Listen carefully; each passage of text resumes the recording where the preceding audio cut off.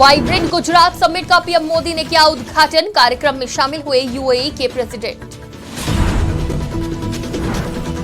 चंद्रबाबू नायडू को मिली बड़ी राहत। हाईकोर्ट ने 3 मामलों में दी अग्रिम जमानत। 3 दिवसीय दौरे पर जेपी नड्डा। भारत न्याय यात्रा को लेकर कांग्रेस पर साधा निशाना। संजय और सिसोदिया की न्यायिक हिरासत बढ़ी। 20 जनवरी तक बढ़ाई गई कस्टडी।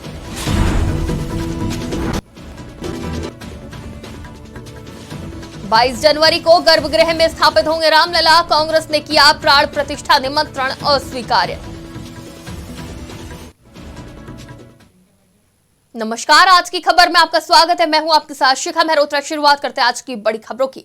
आज गुजरात की राजधानी ग्रीन सिटी गांधीनगर में प्रधानमंत्री नरेंद्र मोदी ने वाइब्रेंट गुजरात समिट के 10वें एडिशन का उद्घाटन किया। इस दौरान उन्होंने कहा कि भारत अगले 25 वर्षों के लक्ष्य पर काम कर रहा है। जब भारत अपनी आजादी के 100 वर्ष पूरे करेगा तब हमने भारत को विकसित भारत बनाने का लक्ष्य रखा है। साथ ही यूएई के प्रेसिडेंट मोहम्मद बिन जायद, कई अन्य वर्ल्ड लीडर्स और इंडस्ट्री लीडर्स के साथ चीफ गेस्ट के रूप में इस कार्यक्रम में शामिल हुए। वहीं मुकेश अंबानी, पंकज पटेल, गौतम अडानी और लक्ष्मी मित्तल समेत देश विदेश के दिग्गज कारोबारी समिट में मौजूद रहे। वहीं इस मौके पर पीएम ने स्पीच देते हुए संबोधित किया।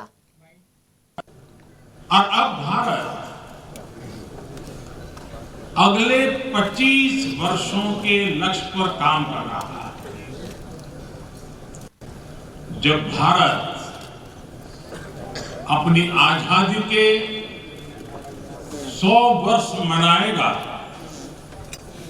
तब तक हमने भारत को विकसित बनाने का लक्ष्य रखा है।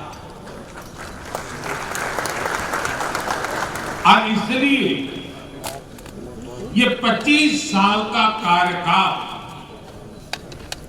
भारत का अमृत।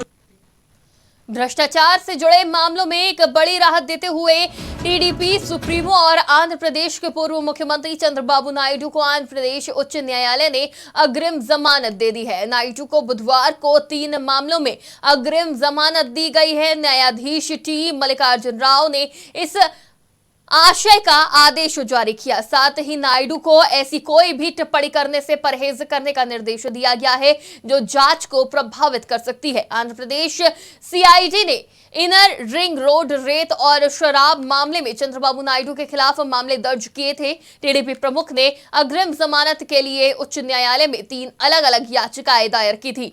एपी हाई कोर्ट ने बुधवार को दोनों पक्षों की दलीलें सुनने के बाद अपना आदेश सुनाया। इसके साथ ही शराब मामले में पूर्व मंत्री कोल्लू रविंद्र और रिटायर आईएएस श्री नरेश को भी अग्रिम जमानत मिल गई है। आंध्र प्रदेश की सियासत पर भी चंद्रबाबू नायडू के जमानत मिलने का बड़ा असर पड़ सकता है। आने वाले लोकसभा चुनाव के पहले ये उनकी पार्टी के लिए एक बड़ी राहत के तौर पर देखा जा रहा है।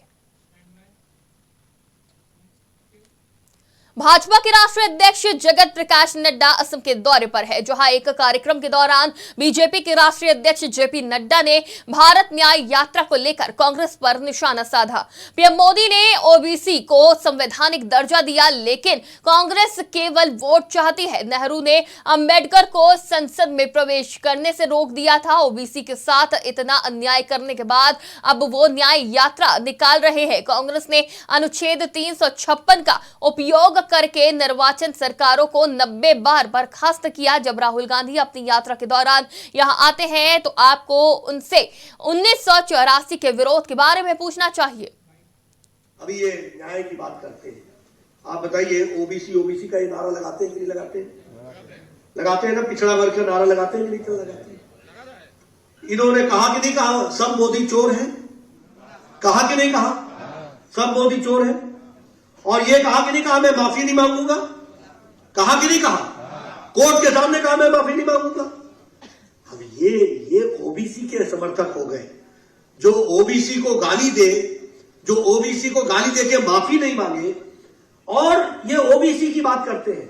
जवाहरलाल नेहरू के टाइम पे काका कालेलकर की रिपोर्ट पड़ी रही और उसको जवाहरलाल नेहरू ने 7 साल तक ठंडे बस्ते में डाले रखा जब तक वो इस दुनिया से सिधार नहीं गए।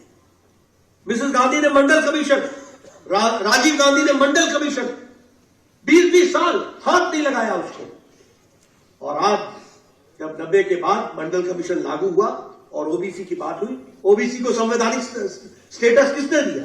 ओबीसी को संवैधानिक स्टेटस प्रधानमंत्री मोदी जी ने दिया। ये भी हमको।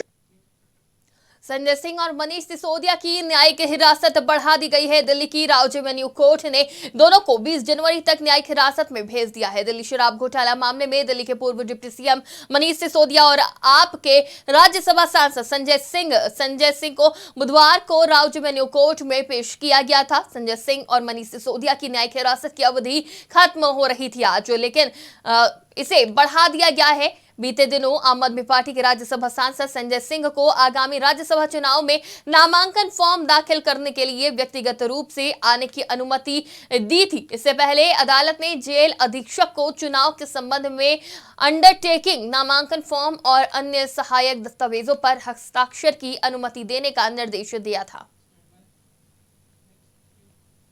अयोध्या में राम मंदिर प्राण प्रतिष्ठा की तैयारी जोर शोर से चल रही है। 22 जनवरी को रामलला गर्भगृह में स्थापित होंगे। राम मंदिर प्राण प्रतिष्ठा कार्यक्रम में देश के तमाम लोगों को न्योता भेजा गया है। वहीं कई लोग इस भव्य कार्यक्रम का हिस्सा बनने के लिए निमंत्रण का इंतजार कर रहे हैं, लेकिन सोनिया गांधी और कांग्रेस अध्यक्ष मल्लिकार्जुन खड़गे ने अयोध्या में होने वाले राम मंदिर के उद्घाटन को अस्वीकार कर दिया है। अब कांग्रेस ने स्पष्ट कर दिया है कि पार्टी का कोई भी नेता 22 जनवरी को अयोध्या नहीं जाएगा। बता दें कि कांग्रेस महासचिव जयराम रमेश ने बयान जारी करते हुए कहा कि पिछले महीने कांग्रेस अध्यक्ष और राज्यसभा में विपक्ष के नेता मल्लिकार्जुन खड़गे, कांग्रेस अध्यक्ष सोनिया गांधी और लोकसभा में कांग्रेस पार्टी के नेता अधीर रंजन चौधरी को 22 जनवरी 2024 को अयोध्या में आयोजित होने वाले राम मंदिर प्राण प्रतिष्ठा कार्यक्रम में न्योता मिला है। लेकिन आरएसएस बीजेपी ने लंबे समय से अयोध्या में मंदिर को राजनीतिक प्रोजेक्ट बनाया है। उन्होंने आगे लिखा कि भगवान राम का सम्मान करने वाले लाखों लोगों की भावनाओं का सम्मान करते हुए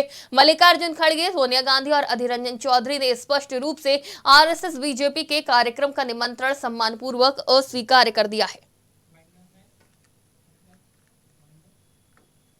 आज की बड़ी खबरों में फिलहाल इतना ही। देश और दुनिया की तमाम खबरों के लिए देखते रहिए आज की खबर।